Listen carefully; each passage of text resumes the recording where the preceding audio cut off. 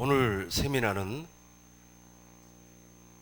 옛 언약과 새 언약이라는 주제로 목사님들과 더불어서 정리하는 시간을 갖도록 하겠습니다. 6 문제를 서로 나누고자 합니다. 첫 번째 문제부터 한번 살펴보도록 하겠습니다.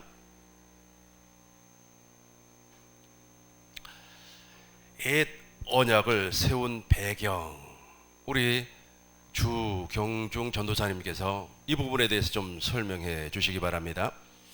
예, 일본 옛 언약을 세운 배경에 대해서 간단히 말씀드리겠습니다.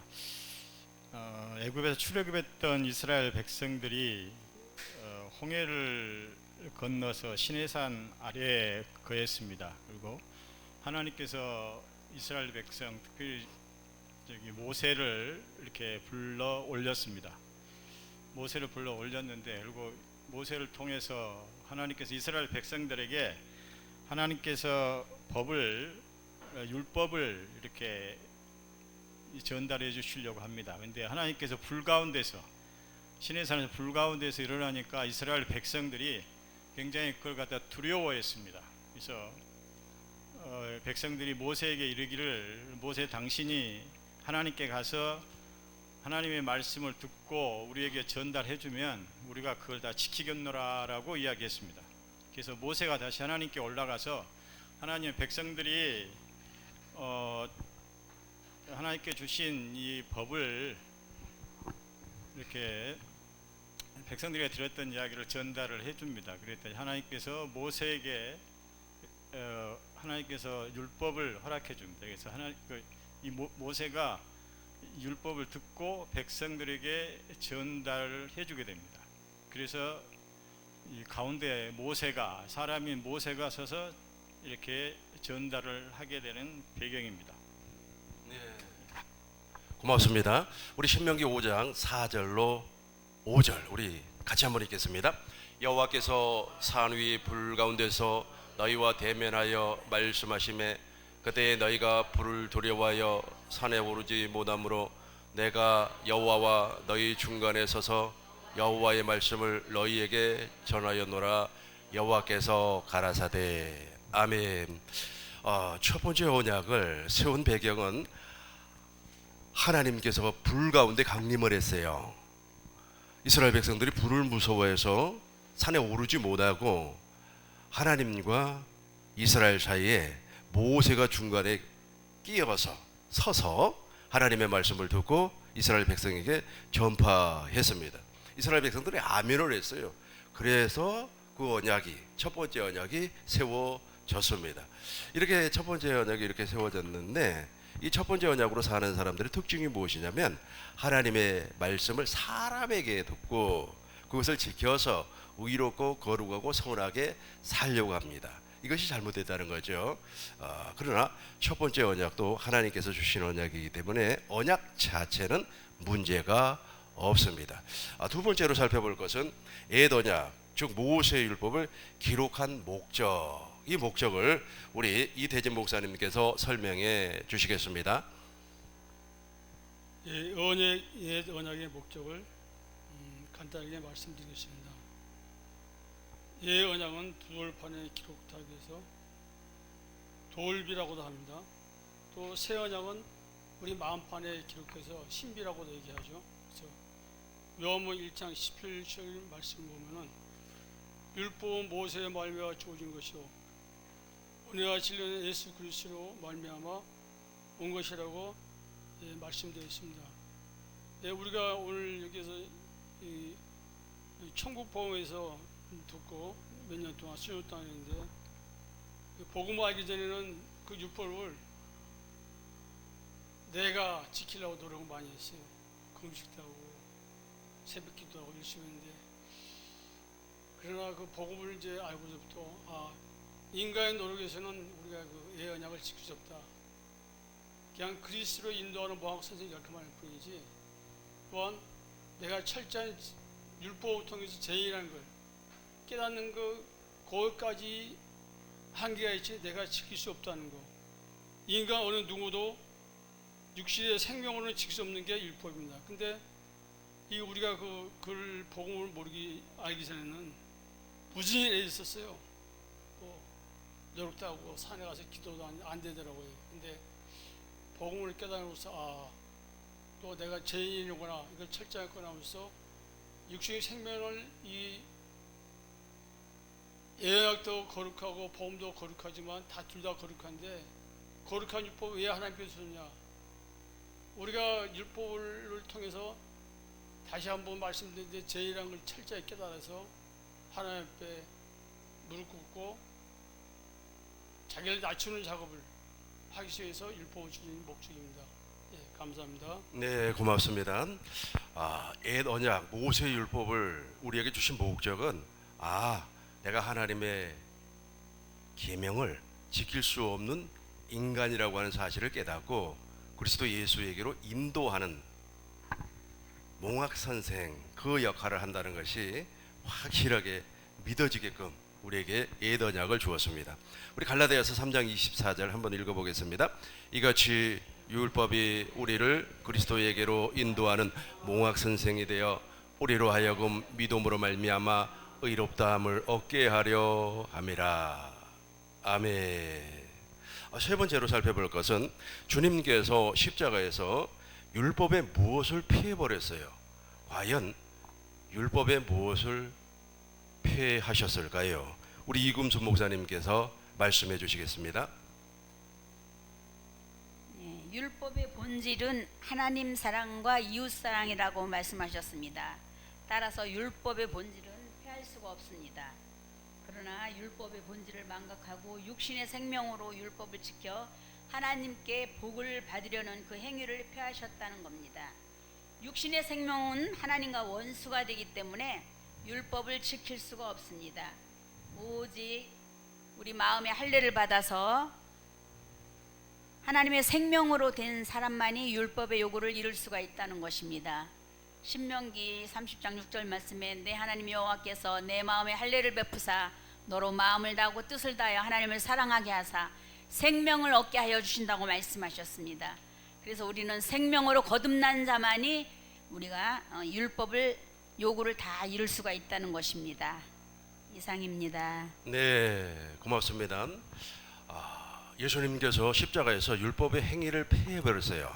그 율법의 행위를 통하여서 의롭고 거룩하고 선하게 살아 하나님께로부터 복을 받으려고 하는 그것을 폐해버렸어요. 그러나 예수님께서 그것을 폐해버리고 첫 것을 폐하고 두 번째 것을 세웠기 때문에 그 두 번째 것으로 말미암아 율법은 더 완성이 되어버렸죠. 율법의 본질이 하나님 사랑, 이웃 사랑 아닙니까? 마태복음 5장 17절에서 내가 율법을 폐하러 온 줄로 생각하지 말라. 율법을 예수님께서 완성시켜 버렸어요. 그 행위를 폐해버리고 그러나 그 행위를 통하여서 의롭고 거룩하고 선하게 살아 하나님께로부터 복을 받으려고 하는 사람은 갈라디아서 3장 10절에서 말씀한 것처럼 저주받을 사람입니다. 이제 네 번째 문제를 보겠습니다. 모압에서 세운 두 번째 언약과 새 언약의 배경과 맥락을 설명하세요. 참 어려운 내용입니다. 주전 1446년에 이스라엘 백성들이 출애굽을 합니다. 40년이 지나요. 모압에서 두 번째 언약을 세웁니다. 이 두 번째 언약은 깨닫는 마음과 보는 눈과 듣는 귀를 하나님께서 허락하지 아니하면 알 수가 없어요. 첫 번째 언약은 하나님께서 이스라엘과 세웠다면 두 번째 언약은 이스라엘을 비롯해서 오늘날 우리에게 모든 민족에게 이 언약을 세웠습니다. 약 한 850년이 지나고 나서 에레미야 선지자가 새 언약을 선포를 합니다. 이 새 언약을 선포를 했다고 하는 것은 무엇이냐 하면 내가 반드시 그리스도를 보내주어서 아브라함의 언약을 완성시켜 주겠다. 그래서 새 언약의 중보자가 바로 예수님입니다. 다섯 번째로 살펴볼 것은 무엇 때문에 왜 모압에서 세운 언약을 두 번째 언약이라 그렇게 이야기하는지 이 부분을 제가 간단히 설명을 하도록 하겠습니다. 히브리서를 보겠습니다. 히브리서 히브리서를 보면 이런 내용이 나와요. 첫 언약과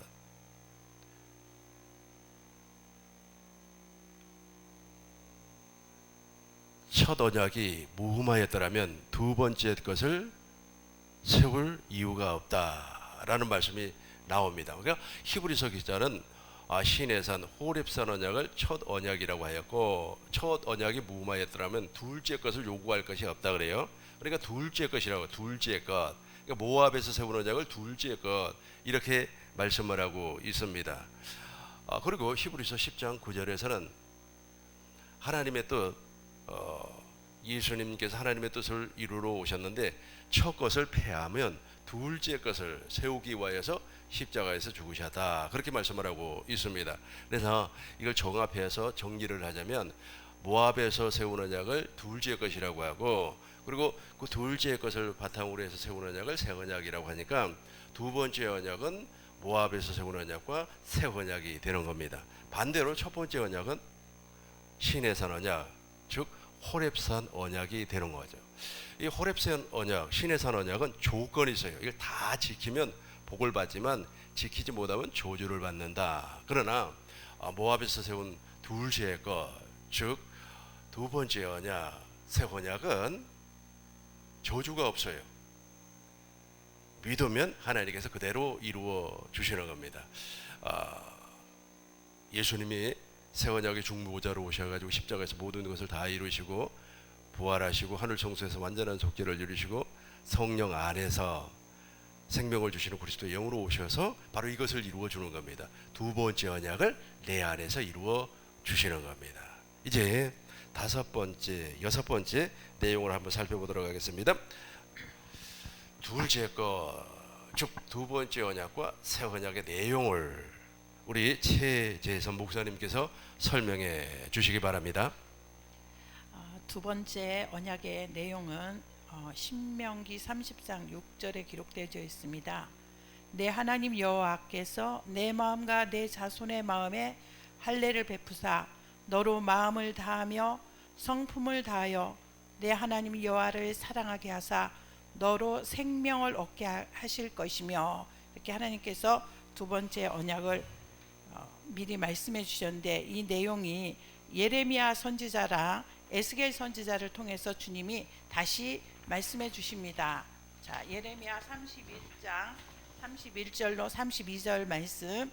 여호와의 말씀이니라. 보라, 날이 이르리니 내가 이스라엘 집과 유다 집에 새 언약을 맺으리라.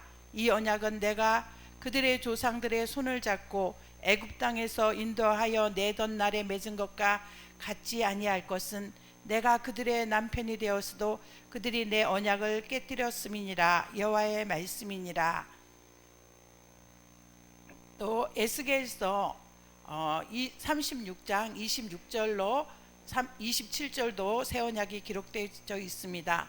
또 새 영을 너희 속에 두고 새 마음을 너희에게 주되 너희 육신에서 굳은 마음을 제거하고 부드러운 마음을 줄 것이며, 또 내 영을 너희 속에 두어 너희로 내 율례를 행하게 하리니 너희가 내 규례를 지켜 행할지라. 하나님께서 이스라엘 백성들에게 이렇게 말씀하셨던, 선지자들을 통해서 말씀하셨던 새 언약의 내용이 예수 그리스도를 통하여 성취가 되었습니다. 예수님께서는 새 언약의 중보자로 이 땅에 오셨습니다. 예수님께서 유월절 장과 떡을 떼실 때 고린도전서 11장 25절에 식후에 또한 그와 같이 잔을 가지시고 이르시되 이 잔은 내 피로 세운 새 언약이니 이것을 행하여 마실 때마다 나를 기념하라 하셨으니, 예수님은 십자가에서 물과 피를 다 쏟으시고 하늘 성소에 가셔서 하늘 지성소에서 우리의 모든 죄를 다 씻어 주셨습니다.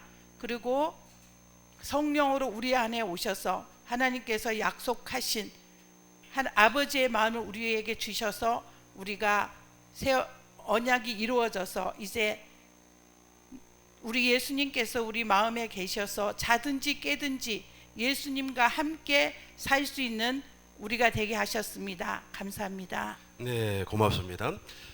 두 번째 언약, 둘째 것이라고도 표현하죠. 이 두 번째 언약과 새 언약의 내용은 같습니다.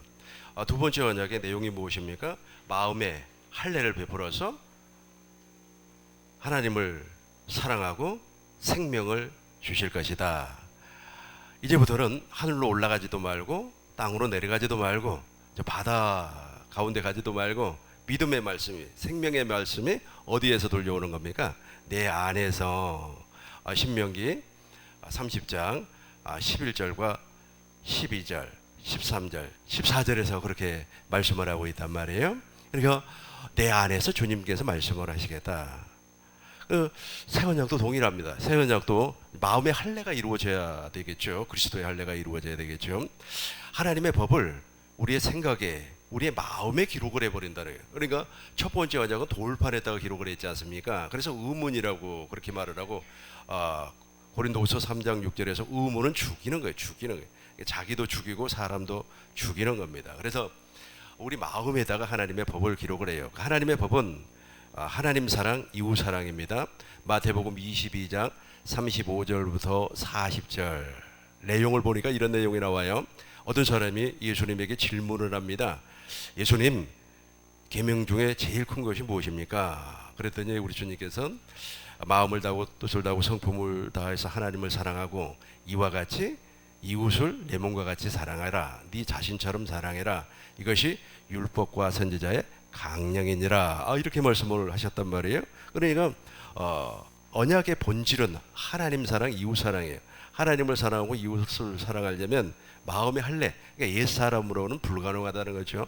육신으로는 불가능하기 때문에 마음의 할례를 베푸사 하나님을 사랑하게 하고 생명을 주실 것이다. 이 생명으로 말미암아 하늘로도 가지 말고 땅으로도 가지 말고 바다로 가지도 말고 우리 안에서 하나님께서 친히 말씀해 주시겠다.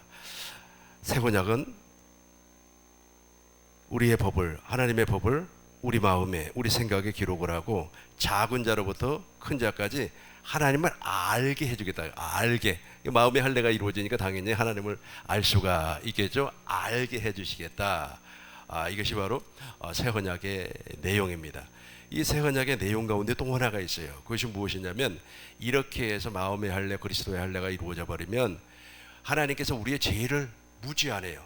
우리의 모든 죄를 무지 않습니다. 왜냐하면 제 사함이, 죄가 사라져 버렸기 때문에. 그리고 우리를 긍휼히 여겨 주는 겁니다. 이 새 언약의 내용이 엄청나요. 그래서 우리 주님께서 새 언약의 중보자로 이 땅에 오셨습니다. 육신으로 오셔가지고 하나님의 모든 계획을, 특별히 구약에 오실 메시아 아브라함과 이삭과 야곱과 맺었던 모든 언약을, 하나님의 약속을, 하나님의 뜻을 십자가에서 이루어 버렸어요. 그리고 우리 주님이 다 이루었다, 그렇게 말씀을 하셨습니다. 부활하셨어요. 하늘 성소에서 완전한 속죄를 이루었습니다. 성령 안에서 다시금 우리에게 오셨습니다. 그분이 바로 그리스도예요. 그리스도. 그래서 2000년 전에 오신 예수님, 지금 내 안에 계신 그리스도, 이걸 두 개를 다 합쳐버리니까 예수 그리스도가 되는 겁니다. 그래서 예수 그리스도가 이제 내 안에 계시니까 하나님께서 약속했던 모든 언약, 원시 언약, 아브라함의 언약, 이삭의 언약, 야곱 이스라엘의 언약, 새 언약, 예수님께서 이 땅에 오신 복음, 예수님 자신이 복음이니까 복음, 그리고 그리스도가 내 안에 계신다고 하는 사실, 마음으로 믿어 의에 이르고 입으로 시인해서 구원에 이룬다는 사실, 이 모든 것이 지금 내 안에서 이루어져 버렸다는 거예요. 이것이 바로 새 언약과 두 번째 언약의 내용, 복음의 내용, 그리고 생명의 내용입니다. 오늘 정말로 고생 많이 했어요. 다들 지금 휴가 갔고 또 휴가를 준비하고 있는 사람도 있습니다. 그럼에도 불구하고 오늘 세미나에 참석한 여러분들에게 큰 은혜와 복이 넘쳐날 줄로 믿습니다. 마무리 기도를 우리 최재선 목사님께서 해주시겠습니다.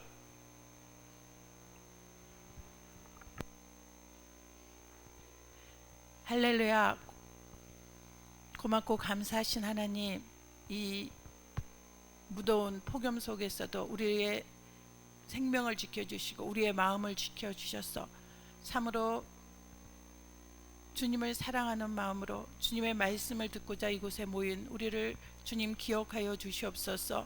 아버지, 참으로 오늘도 옛 언약과 새 언약에 대해서 전반기 동안 배운 것에 대해서 작은 아버지 하나님 평가를 했습니다. 너무나 부족하고 연약하지만 주님, 우리의 마음을 받아주시고 우리가 복음을 듣고 아버지 하나님 우리의 생명이 날마다 자라기를 기도하며 살아가고 있는 우리 모두를 축복하여 주시고, 또한 말씀을 증거하시는 주의 말씀을 전해주시는 한 목사님을 기억하시고 축복하여 주시옵소서.